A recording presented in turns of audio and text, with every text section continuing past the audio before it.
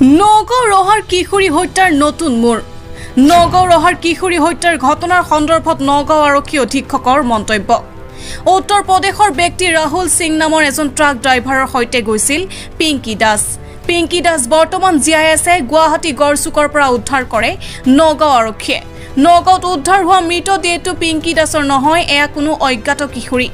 এই ঘটনাৰ সন্দৰ্ভত বৰ্তমান সময়লৈকে 5জন ব্যক্তিক গ্ৰেপ্তাৰ নগাঁও আৰক্ষীৰ সম্পূৰ্ণ তদন্তৰ পিছতহে পোহৰলৈ আহিব হত্যাৰ প্ৰকৃত ৰহস্য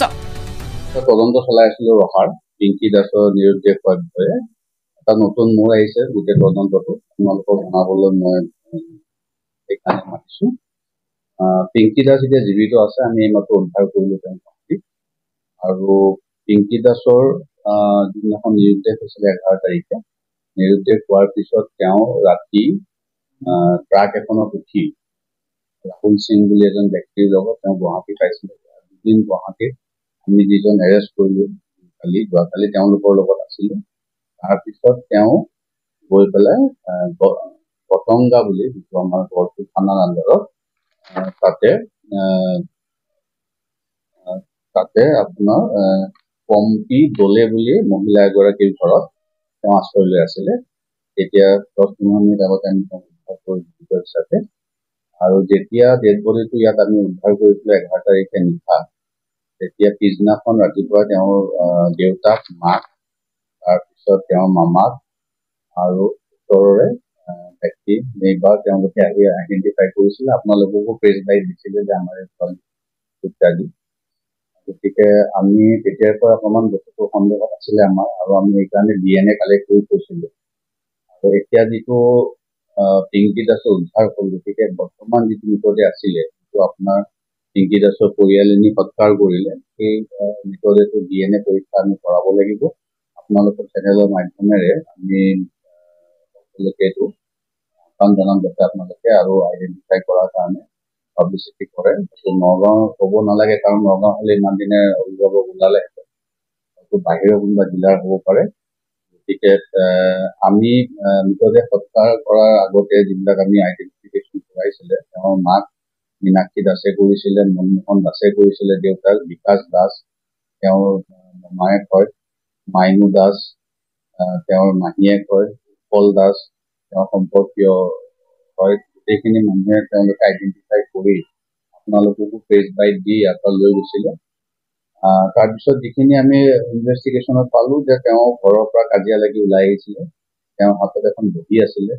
য'ত বিভিন্ন মানুহৰ নাম্বাৰ আছিলে আৰু সেই নাম্বাৰত আমি গম পালো বহীখন তেওঁ লগত লৈ গৈছিলে যদিও আমাৰ এটা সন্দেহ হ'ল যে ৰাতি 11টা কিমানত গুৱাহাটী পাবলগীয়া কিবা ব্যৱস্থা আছে আমি সেইটো তদন্ত কৰি আছিলো ISBTত আমি দুজন লিংক পালো তেওঁ নিজৰ মোবাইলটো ব্যৱহাৰ কৰা নাছিলে যিটো ঘৰৰ পৰা লৈ গৈছিলে তেওঁ দূৰৰ পৰা মোবাইল ব্যৱহাৰ কৰি আছিলে যাকে পাই তাৰ পৰাই ব্যৱহাৰ কৰি আছিলে আৰু তেনেকে আমি সেই বস্তুটো আমি কালি জাৰি চাই গম পালো যে ইয়াৰ পৰা ট্ৰাকত উঠি তেওঁ ৰাহুল সিঙৰ লগত গৈছিলে ৰাহুল সিং এজন উত্তৰ প্ৰদেশৰ ব্যক্তি আৰু তেওঁ লগত কাকত ফটোগ্ৰাফো আমি পাইছো সেইখিনি তাত উঠি যোৱাৰ পিছত তেওঁ ISBTত নামিলে ISBTত আমি যি দুজন এৰেষ্ট কৰিছো তেওঁলোকৰ লগত দুদিন আছিলে ISBTত তাৰপিছত দ্বিতীয় দিনাখন তেওঁ নিৰুদ্দেশ হ'ল নিৰুদ্দেশ হোৱাৰ পিছত পম্পী দলেৰ ভায়েক সমৰজিৎ দলে তেওঁ অটো চলাই তেওঁ ছোৱালীজনীক পাই পেলাই তেওঁৰ ঘৰত লৈ আশ্ৰয় দিছে এতিয়া বৰ্তমান তেওঁ জীৱিত আছে আমাৰ সদৰ তেওঁ তাতে আছে তেওঁ লৈ আহি আছে ছোৱালীজনী অলপ 1 ঘণ্টামান পিছত এতিয়া বাকী থাকিলে যিজন ইয়াত আমি মৃতদেহ পাইছিলো যিগৰাকী আমি DNA পৰীক্ষাৰ কাৰণে প্ৰিজাৰ্ভেশ্যনৰ কাৰণে ৰখা হৈছে আমি আপোনালোকৰ চেনেলৰ মাধ্যমেৰে আহ্বান জনাম যাতে আপোনালোকে দিয়ে আৰু কোনোবা যদি আমাক কণ্টেক্ট কৰে আমি তেতিয়াহ'লে আৰু তদন্তটো আগুৱাই লৈ যাবলৈ সুবিধা হ'ব ইতিমধ্যে আমি সেইটো তদন্ত চলাই ৰাখিম সেইটো বন্ধ নহ'ব তাৰ কাৰণে এটা বেলেগ কেছ আমি ৰেজিষ্টাৰ কৰাই আছিলে নগাঁও সদৰ থানাত আৰু নিৰুদ্দেশৰ কেছটো আমাৰ ৰহা থানাত আছিল বৰ্তমানখিনি মই ক'ব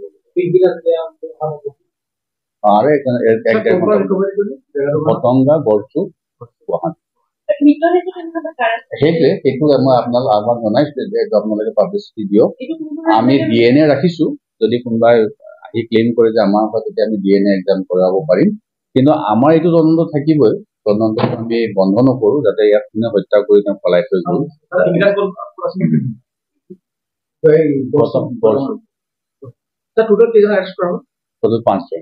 পাঁচজনৰ না মই কৈ আছো যে যিখিনি নিৰুদ্দেশ হোৱাত সহায় কৰিছে ছোৱালীজনী, আমি প্ৰথমতে হানিফ আলী আৰু তেওঁৰ লগত দুজন ধৰিছিলো। তেওঁলোকৰ ঘৰত গৈ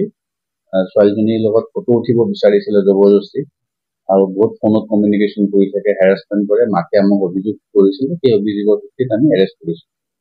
তাৰপিছত গুৱাহাটীত আমি দুজন ব্যক্তি বিহাৰী সম্প্ৰদায়ে তেওঁলোকক এৰেষ্ট কৰা হৈছে। তেওঁলোকে ছোৱালীজনীক আৰক্ষীক চমজাই দিব লাগিছিলে, যিহেতু অকলে পাইছে, নিদি পেলাই মোবাইলৰ চিমটো ৰাখি থৈছিলে ছোৱালীজনী, আৰু লগতে দুদিন আশ্ৰয় দি ৰাখিছিলে। আৰু তেওঁলোকৰ কৰ্তব্য আছিলে যে এনেকুৱা যদি এজনী ছোৱালী পায়, তাকো মাইনৰ, তেওঁলোকে লগতে থানাত বা ওচৰত পুলিচত জনাই দিব লাগিছিল। আৰু ISBTত পুলিচ থানাও আছে,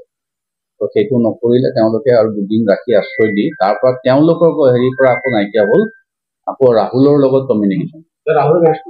ৰাহুলক এৰেষ্ট কৰা হৈছে। আৰু ৰাহুলৰ লগত আমি গাড়ীত যেতিয়া লৈ গৈছে ইয়াৰ পৰা গুৱাহাটীত, তো ৰাহুলৰ লগত তেওঁৰ মানে ফটোগ্ৰাফাৰ পাইছো, যিখিনি অকণমান ইয়াত নক'ব দিগদাৰী।